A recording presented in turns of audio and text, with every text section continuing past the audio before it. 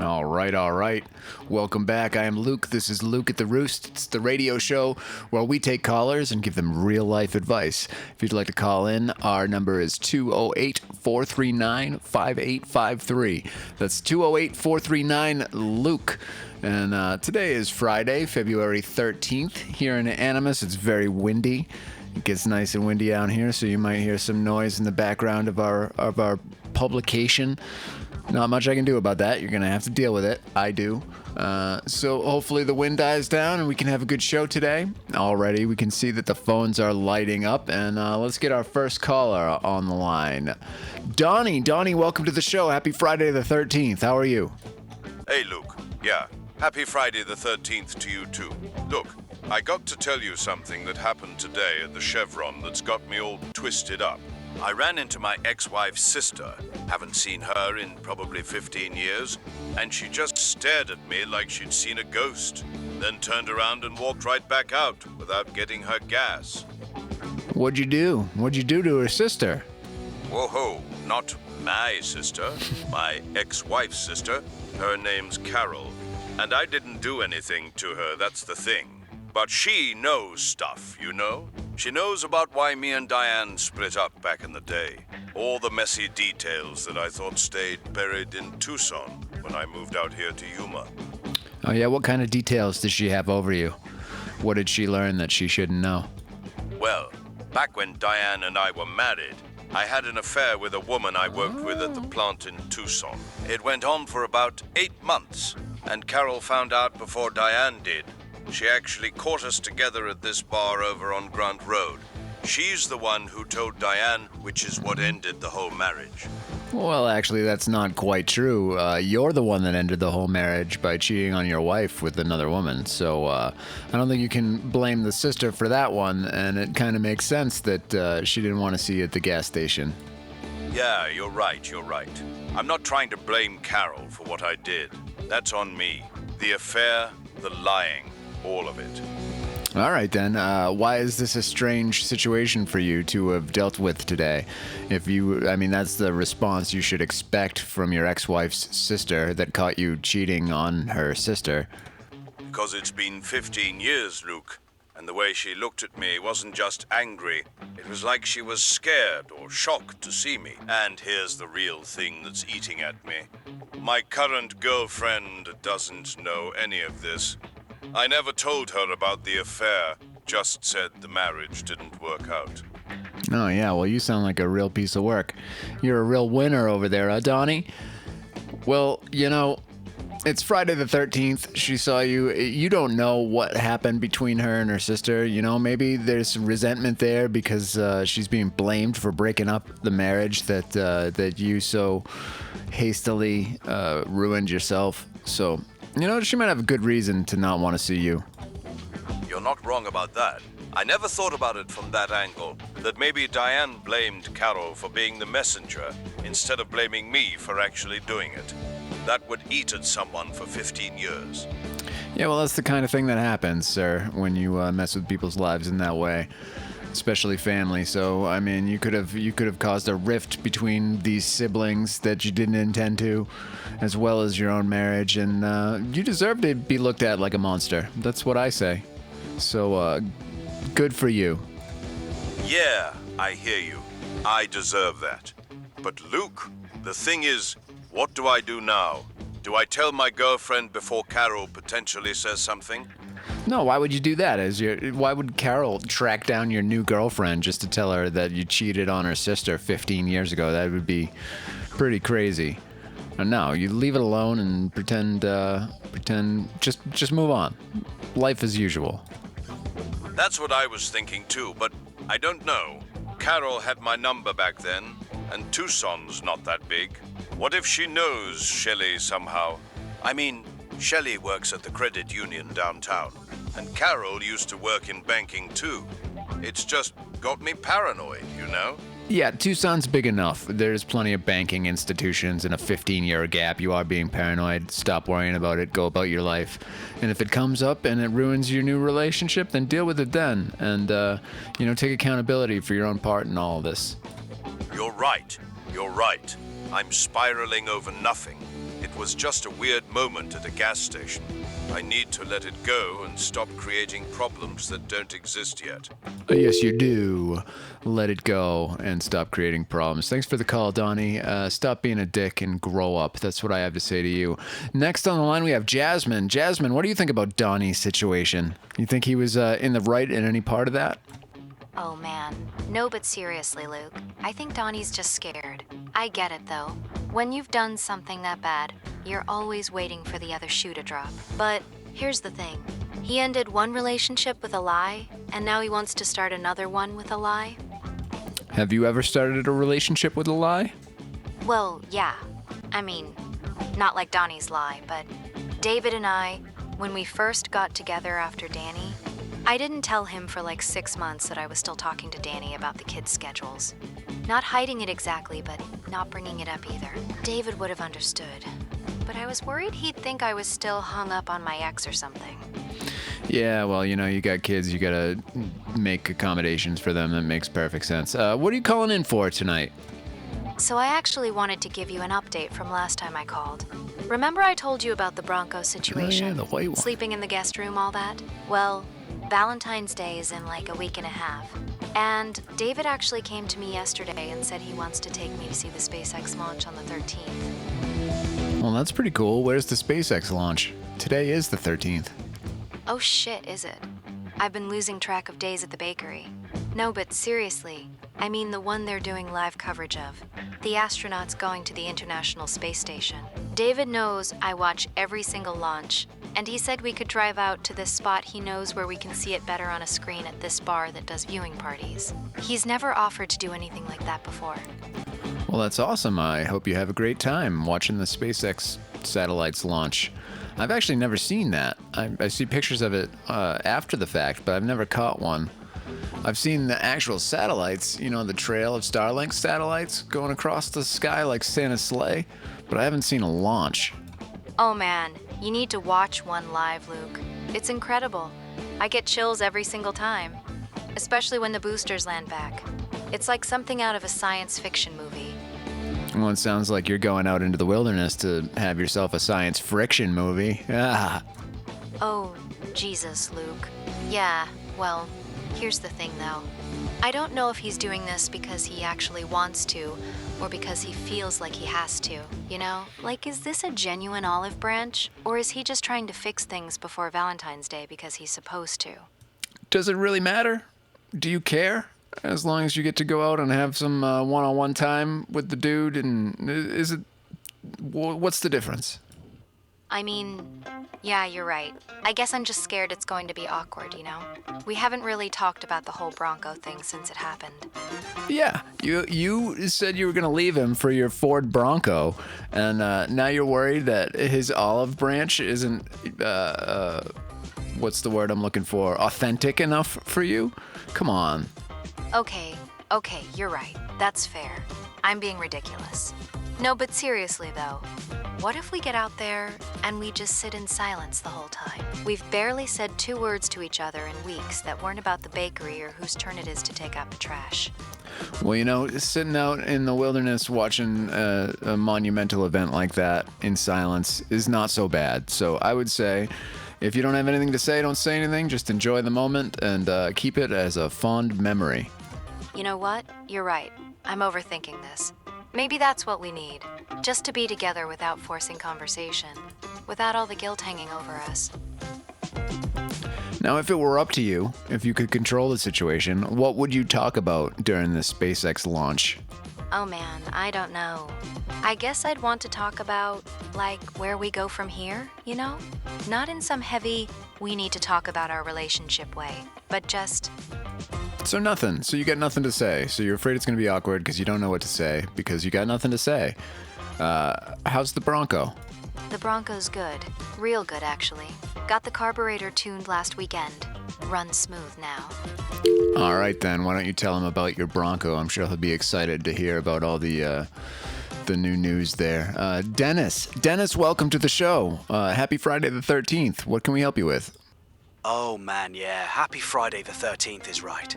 So Luke, I'm calling because I did something really stupid about 3 weeks ago, and it's all kind of falling apart on me. Now, I met this woman. We had this crazy intense connection, and I signed a lease with her after knowing her for like 3 weeks, and now I'm living with her, and she is not the person I thought she was at all. Like, completely different behind closed doors, and I don't know what the hell to do because I'm on this lease. Well, you'll never do that again. That wasn't very smart. What's the lease say? What are the terms of your lease? It's a year lease, man. We just signed it maybe 2.5 weeks ago. It's a little place over in the East Valley. Nothing fancy, but it's not cheap either. I think we can break it, but there's penalties. You know, lose the deposit, maybe owe a couple months' rent on top of that. I'd have to look at the actual paperwork, but I know it's not just a walk-away situation. Well, then it sounds like you got to make the best of it. I mean, lots of people have had a roommate they didn't like for a year. You can do anything for a year, and who knows, you might grow to enjoy the company of this stranger. Yeah, but Luke, it's not just that we don't click as roommates. This is someone I was sleeping with, someone I thought I was starting a real relationship with. And now it's like, she's got this whole other side that comes out. What's the other side? Are you still sleeping with her? No, we're not. That stopped about a week ago. The other side is like, she's controlling about everything in the apartment. Where I put my stuff, when I come and go, she wants to know every detail of my day. And she's got this temper that just comes out of nowhere over nothing. And what's your personality like? Are you going to stand for that, or are you going to stand your ground and say, hey, that's enough. I put my stuff on the right side of the bed. You sleep on the left side of the bed. I mean, I've tried saying something a couple times, and it just turns into this whole thing where she's crying or yelling or both. I'm not great with confrontation, especially after my divorce. That whole thing kind of beat me down, you know? I've been trying to just keep the peace, stay out of her way when I can, but it's my place too. It's your place too, but it's not gonna be if you give her the run of the land. So you're gonna have to stand up for yourself eventually, or it's gonna be a long year, my friend. Yeah, you're right. I know you're right. I guess I'm realizing I jumped into this because I was lonely. You know, 2 years out from the divorce, and I'm still not really back on my feet emotionally. Yeah, absolutely, I understand. But jumping into a lease with a woman you just met isn't a good way to deal with loneliness, or you end up in a situation like the one you're in right now, where you don't know where your toothpaste is. So I recommend that I don't want to say be a dick, but you got to stand up for yourself and take some control of the situation. You're absolutely right. I need to stop being a pushover about this. I'm going to go home tonight, and we're going to have a real conversation about boundaries. All right, there you go. And I bet once you do, you'll be sleeping with her again, because chicks love that stuff. Ha, I don't know about that, Luke. Honestly, at this point, I'm more worried about making it through the lease without losing my mind than getting back in bed with her. But yeah, I hear you. I appreciate it, man. Well, where are you sleeping now? You on the couch? You on the floor? What's the deal? I'm on the couch. She took the bedroom. I've been out there for like 8 days now with my pillow and a blanket, watching Space-Time episodes on my phone at like 2 a.m. trying to fall asleep. It's ridiculous. I'm 40 years old sleeping on a couch in my own apartment. What's your financial situation? Like, you got enough money to walk out on that lease? I mean, not really. I work in logistics. I'm doing okay, but I'm not flush with cash. Breaking the lease would probably cost me a couple $1,000 I don't have sitting around. Plus first and last on a new place. And honestly, the rental market out here right now is brutal. All right, well, have the conversation with the woman and see what you can do to get back in the big bed if you want to be there. Or get used to sleeping on the couch, but either way, you're going to have to claim some space in your apartment and make it your own and deal with it for a year. I think you can do that. I have faith in you. Yeah, you're right. I can do this. I just need to stop being so passive about the whole thing. Thanks, Luke. I needed to hear that. All right, Dennis, thanks for the call and good luck. And now it's time for a word from our sponsors. Reading is dead. You killed it. But you can pretend you're literate with Scriptdrift, the audiobook service for people who start books and never finish them. We have thousands of titles you'll sample for 11 minutes before switching to a true crime podcast. Our app remembers exactly where you abandoned Sapiens 8 months ago, waiting patiently like a disappointed parent. Scriptdrift uses advanced AI to recommend books based on your aspirations, not your actual follow-through. This month's suggestion, a 400-page philosophy text you'll listen to while doing the dishes and retain nothing. Try Scriptdrift free for 30 days. Use code PRETENTIOUS for 2 months at 60% off. Script Drift.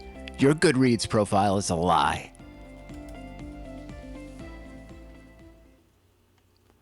Okay, welcome to the show, Francine. Francine, are you the Francine I know, the one that comes and goes? Tell me, Francine, what's one thing you refuse to cheap out on? Well, hey, Luke. Yeah, I'm the Francine who calls in sometimes. Okay. One thing I refuse to cheap out on? Good hiking boots, man. I learned that the hard way when I was out near Superstition Mountains, and my cheap pair fell apart halfway through a 10-mile loop. Had to wrap them with paracord just to get back to the truck. I understand. That's a good one. That's a real good one. Never cheap out on hiking shoes. Or shoes in general. You know, on your feet a lot, you gotta have good shoes. It definitely matters. I'm with you on that one. Why do you sound so angry, Francine? I'm not angry. I just got home and there's a 6-pack of beer sitting in my fridge. My roommate thought she was being nice, you know, welcome home and all that, but I just got back from 90 days in rehab. I've been sober for 3 months, and the first thing I see when I open my fridge is a damn 6-pack of Coors.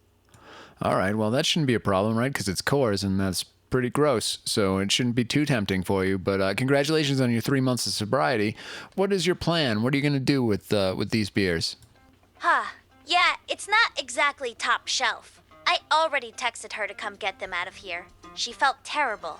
Didn't even think about it. Okay, well, that makes sense. It's not everybody else's responsibility to think of your mental health and well-being and substance abuse issues. I think that's a pretty fair mistake, and she's sorry about it. She didn't do it on purpose. There's no reason to be upset. You're right. I know you're right. I'm not mad at her. I'm just rattled, you know? Like I spent 3 months in this safe little bubble where nobody drinks, nobody uses, and then real life just smacks you in the face the second you walk in the door. Yeah, I was in one of those bubbles myself, and I can't say that nobody drinks and nobody uses there, but yeah, it is a safer bubble than the actual world. But the thing is, we live in the real world, and we have to deal with the real world, and I don't want alcohol in my house either. That's a rule that I have. I don't let people drink here. But it's my house. I don't have a roommate, you know? Yeah, that's the thing about having a roommate, though. It's her place, too, and she drinks sometimes. Right, so unless you had that worked out with her when you decided to be roommates, that there would be no alcohol in the house, then, I mean, that's definitely her, I don't want to say right, but it makes sense that she would want to have a couple of beers in the fridge. No, we never talked about it before I left. She didn't even know I was going to rehab until like 2 days before I went. I just told her I was going away for a while.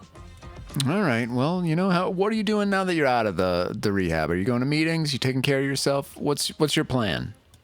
Yeah, I've got a meeting tomorrow morning, and I'm supposed to go 3 times a week. My counselor from rehab set me up with a sponsor out here.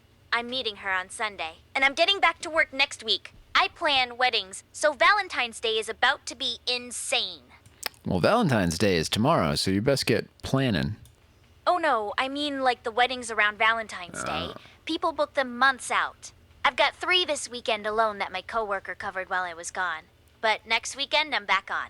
It's good though. Keeps me busy. Okay, well, can you tell us something that you learned in your stint in rehab? What's something that you took away from there? The biggest thing? I can't control other people. Well, yeah, that is true. What's something else you took away from there? That I've been using drinking to avoid dealing with shit. Like I'd come home from a stressful wedding, bridezilla freaking out, family drama, whatever, and I'd just crack open a beer instead of actually processing it. My counselor kept saying I was numbing instead of feeling, and I fought her on that for weeks before I finally got it. What made you go to the rehab? Did something happen, or did you just kind of decide that you didn't want to drink anymore? I got a DUI back in October. I was coming back from a wedding in Sedona. Thought I was fine to drive, and I wasn't. And how do you feel about it now? Do you want to remain sober? Is that something that you want as part of your life? Do you identify yourself as an alcoholic with a drinking problem? Yeah, I'm an alcoholic. Took me a while to say that out loud, but I am. And yeah, I want to stay sober. I mean, I have to. I've got 2 years probation. And doing the meetings. All of it. But it's more than that. Yeah, I understand, and congratulations on wanting to stay sober. You're obviously doing a pretty good job. 3 months is a while, and you're sober today, so that's really all that matters. So good for you. Keep it up, and I wish you the best with your roommate. And try to take it easy on her, because she doesn't know what it's like, I would guess. Yeah, you're right. She really doesn't. I texted her earlier and she felt awful about it. She had no idea it would be a thing. Yeah, you can't blame her for that. She had no idea it would be a thing. Wasn't trying to hurt you. Taking care of the situation, and now you guys can work that out if there's going to be alcohol around or not. But congratulations on your sobriety. Keep up the good work, and call back in anytime. Rodney, welcome to the show. What's happening? Hey, Luke. Yeah, appreciate you taking the call. So look, my kid moved back in again.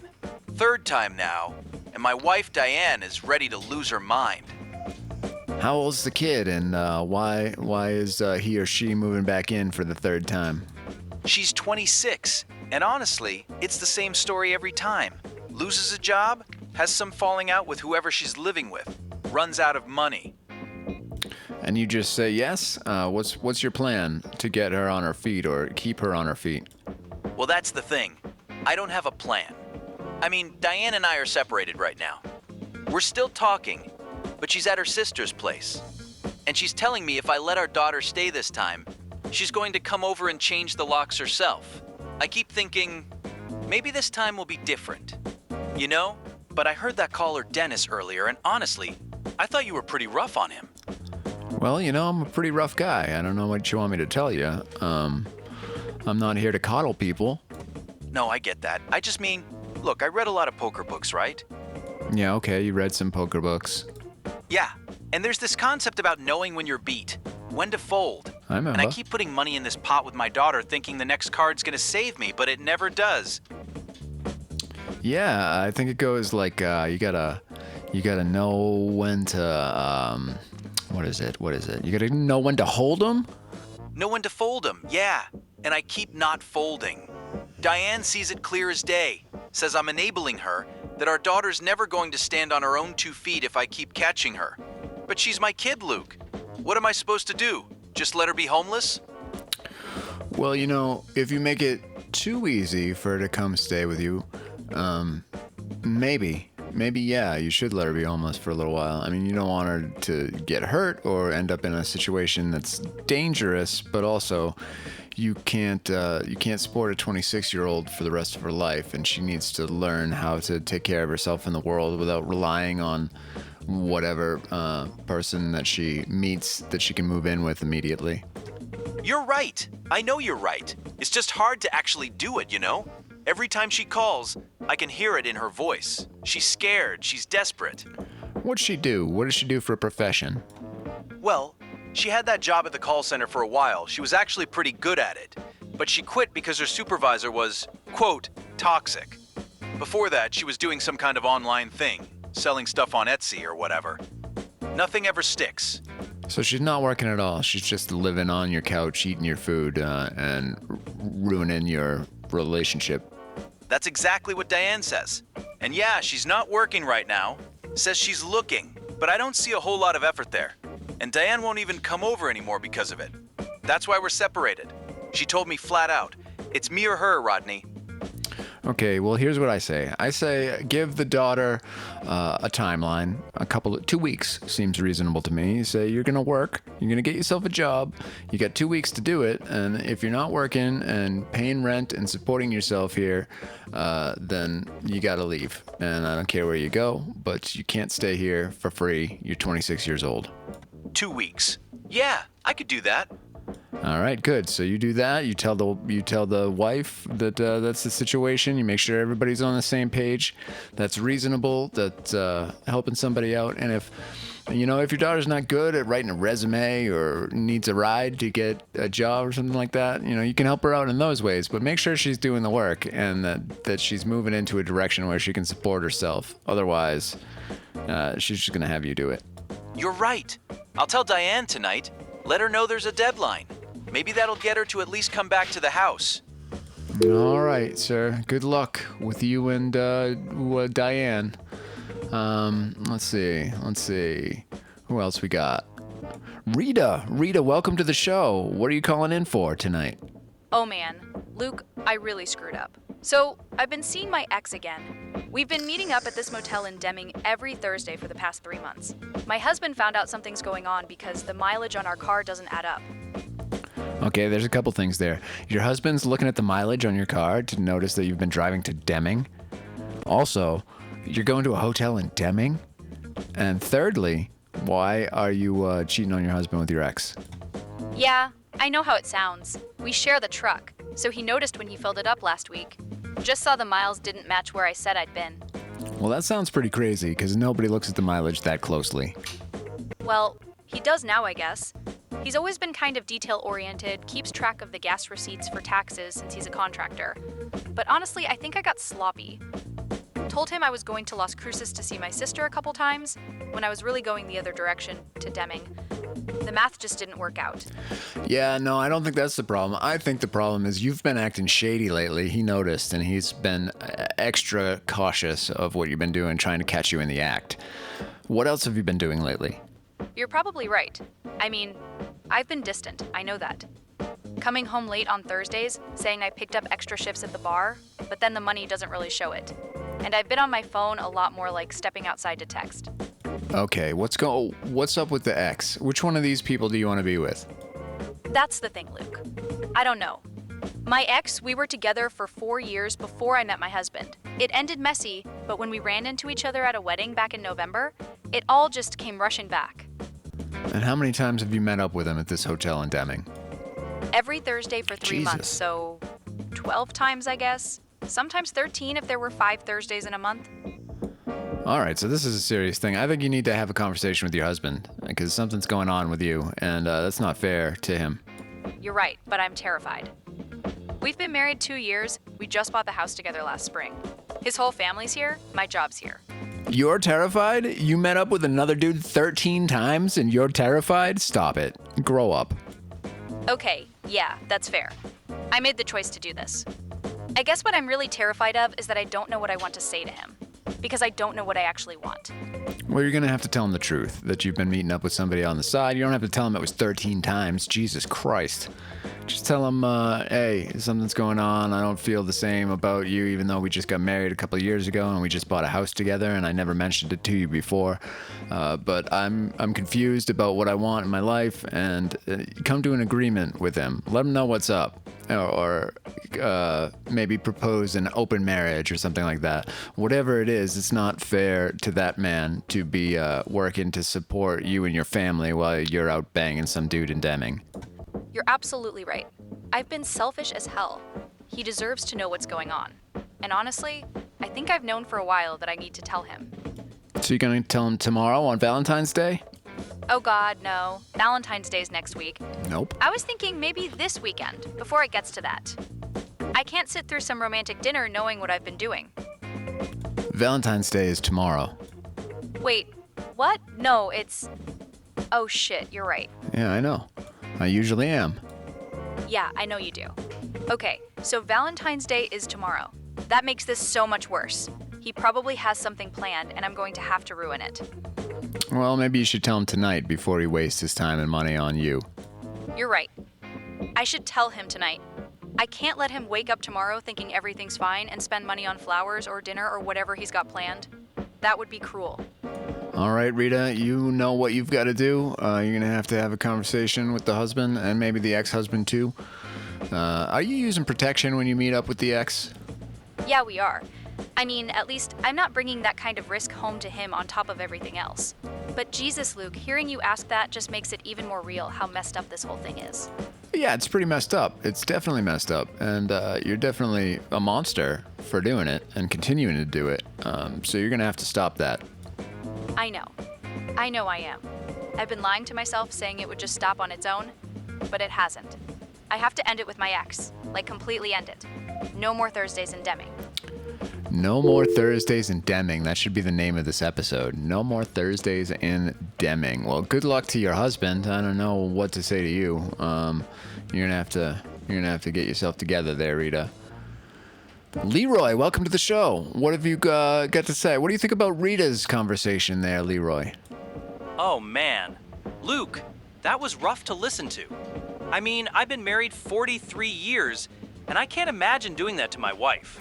Rita's playing with fire, and she knows it. She's just hoping she don't get burned. She's hoping she don't get. You're right, she is. She's thinking about herself. What about the husband? That's what I'm saying. That poor guy's sitting at home probably thinking everything's fine, and she's been lying to his face for 3 months straight. Every Thursday, right? That's calculated, Luke. That's not some mistake or one-time thing. No, that's some Kaiser Sosa shit. So, what are you calling in for tonight? Well, I got something on my mind about the economy, Luke.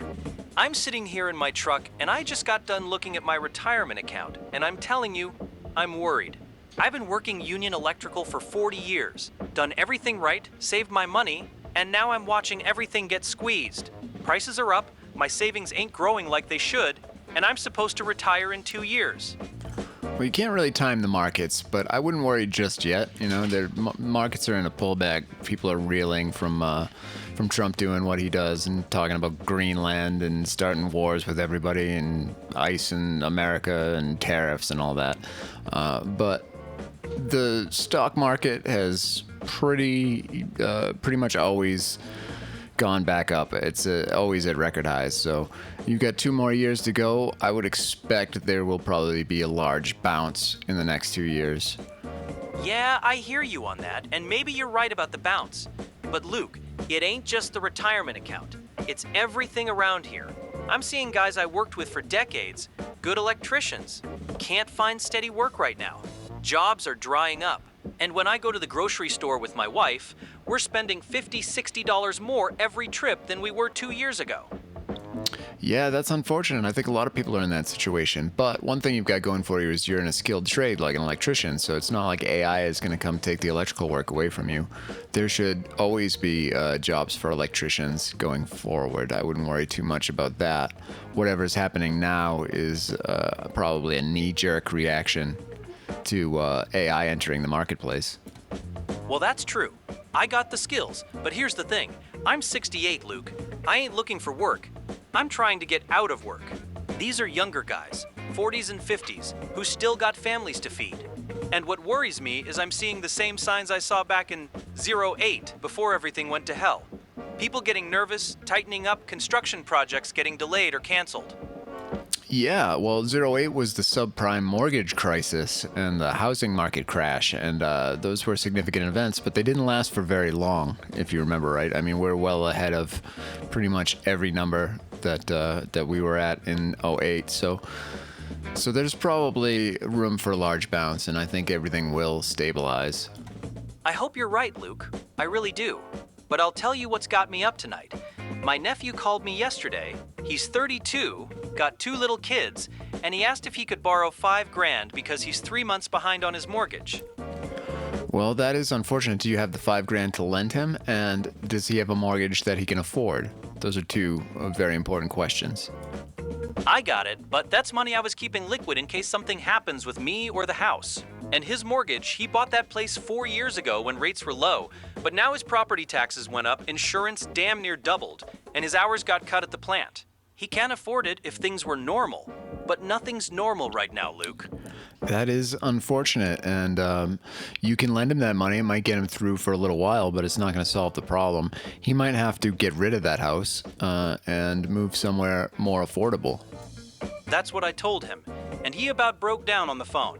He said, "Uncle Leroy, I worked my whole life to get my family into this house. I can't just give it up." And I get that, I really do.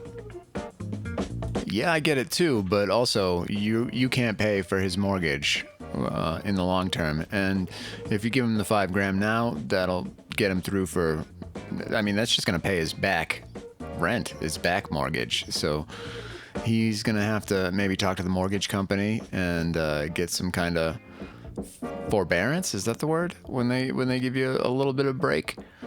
He might have to only pay interest for a while or extend the loan or get a second mortgage. There are some financial instruments he can use to reduce the immediate burden. But in the long term, if you can't afford the house, you can't afford the house. You're right, and that's what I'm going to tell him. I'll help him call the bank, see what they can work out. But Luke, this is what's eating at me. This kid did everything right. Went to trade school. Got a good job. Didn't buy some mansion he couldn't afford. And he's still drowning. Yeah, I understand, but hey, at least we made America great again, right? All right, thanks for the call, Leroy. Hope everything works out there. And now, because the economy is crashing, we need to have another word from our sponsors.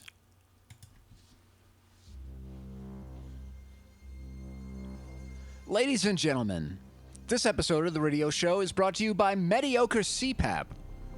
The makers of the CPAP machine that technically works, not life-changing, not transformative. It works in the way a lot of modern products work.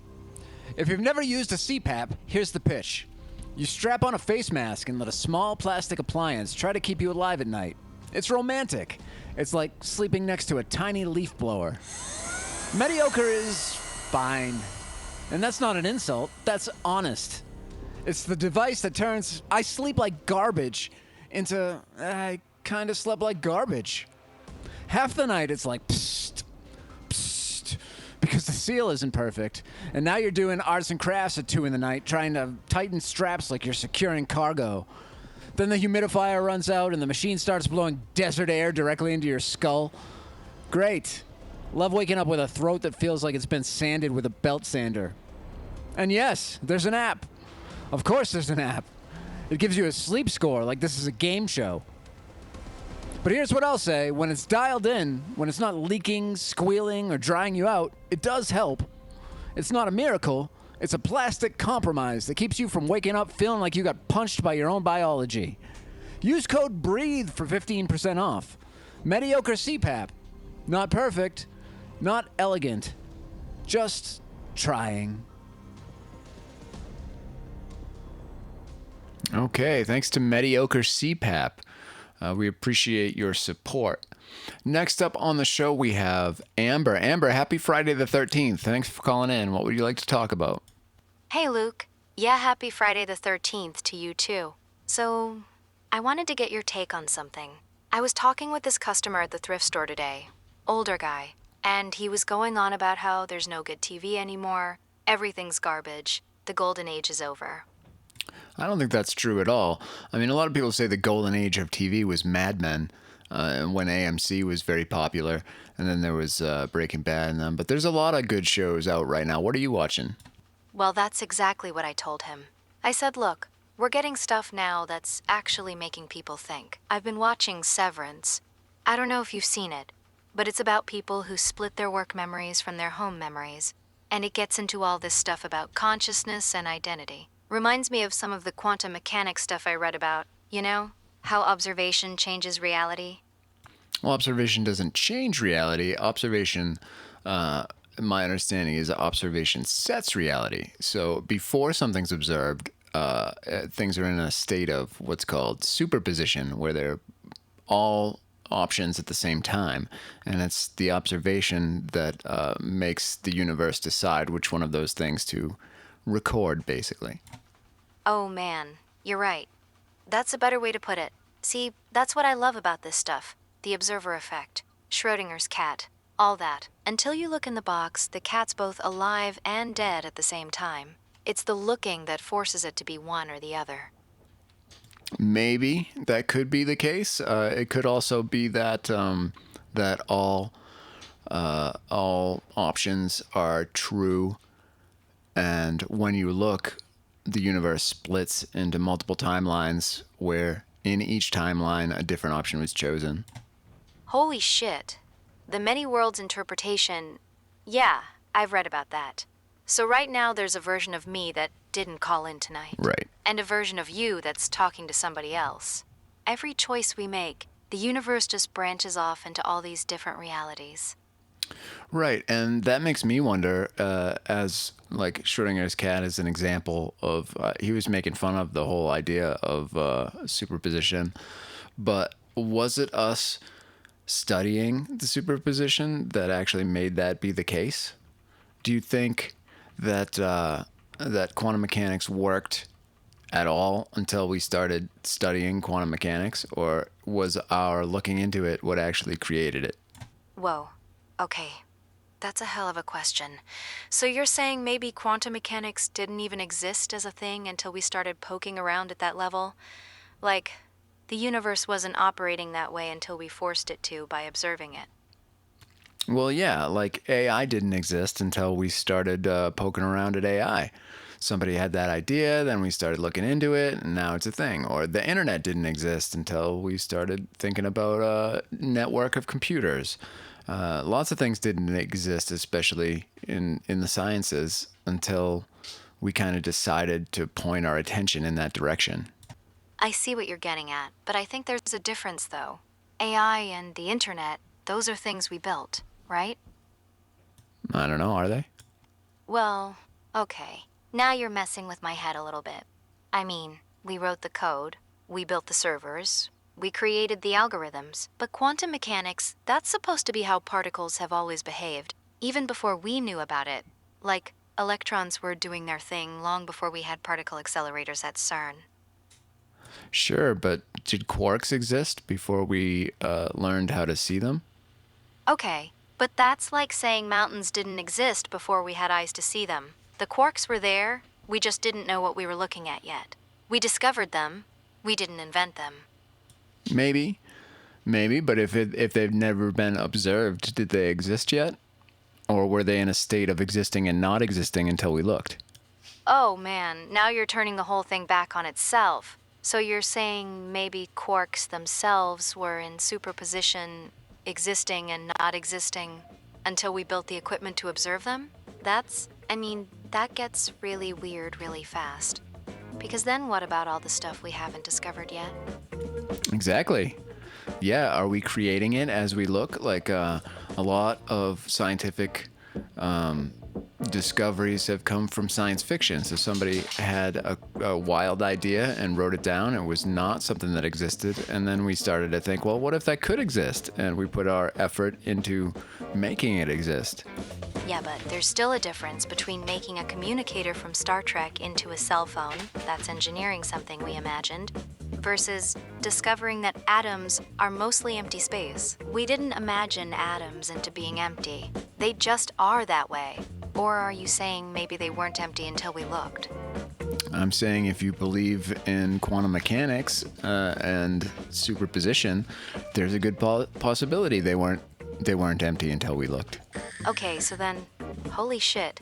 Are we just collapsing reality into one specific version every time we look at something new? Like the universe is this big cloud of possibilities, and science is just us picking which version becomes real. And possibly even creating an alternate universe where every version is real. Jesus.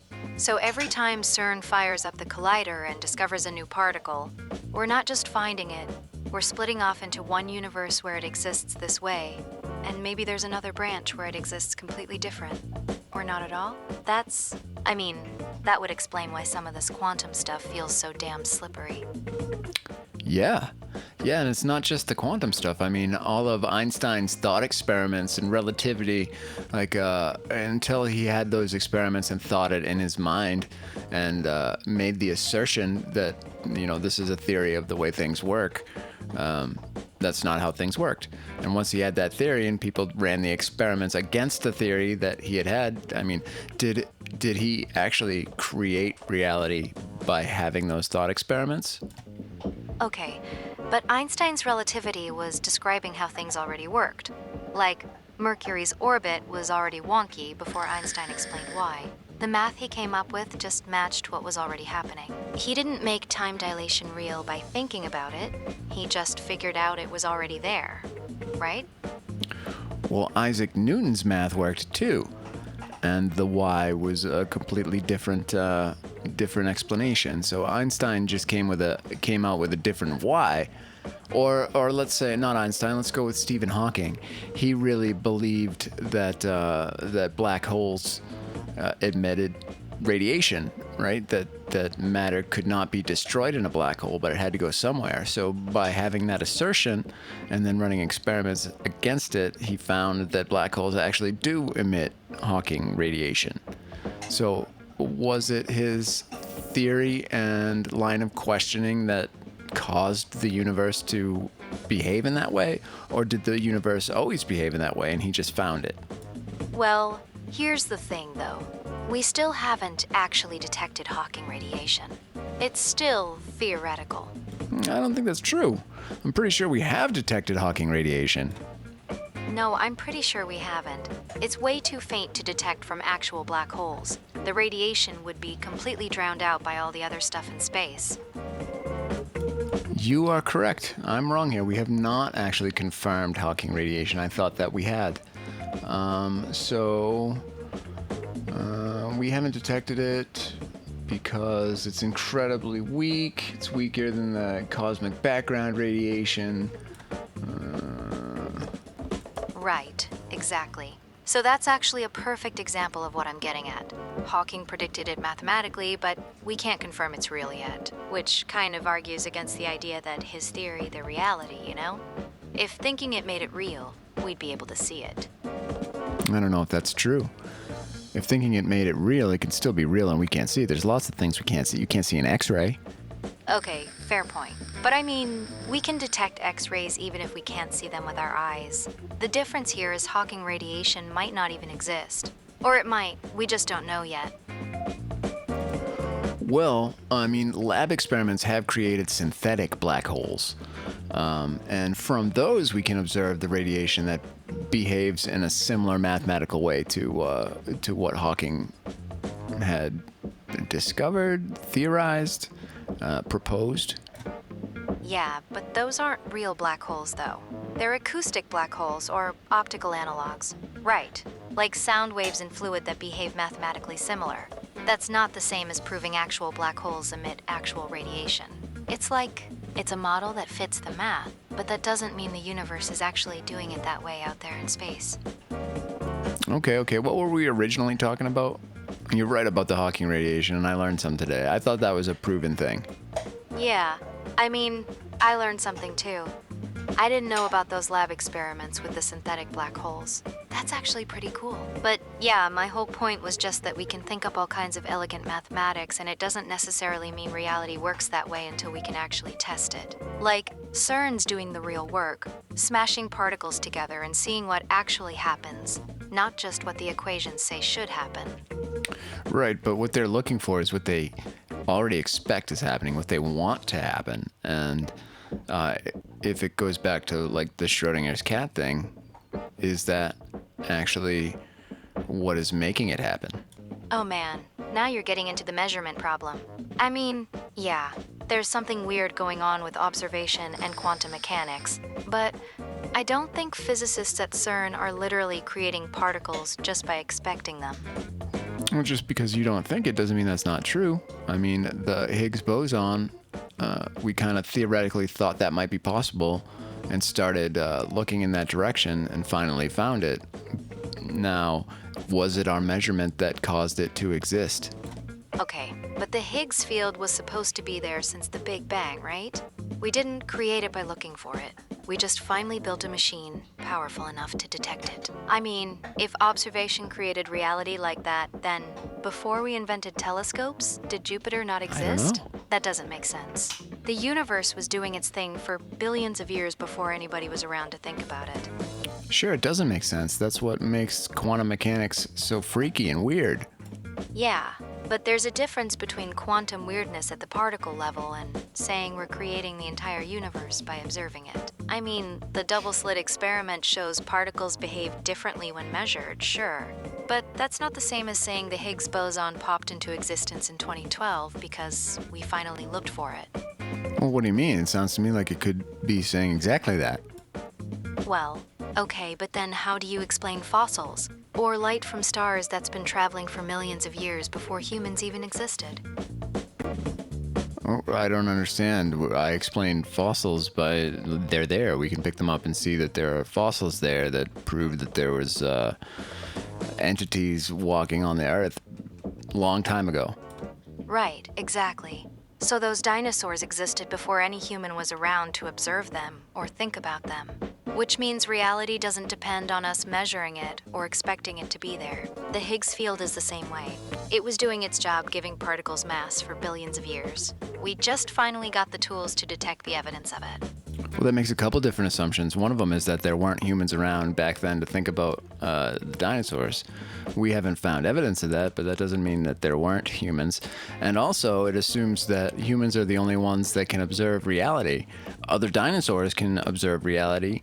It's possible that trees can observe reality. Okay, hold on. Now you're saying maybe humans lived with dinosaurs and trees might be conscious observers? Come on, Amber. I mean, I get that quantum mechanics is weird, but you're taking this way out into left field. We've got pretty solid evidence humans showed up way, way after the dinosaurs.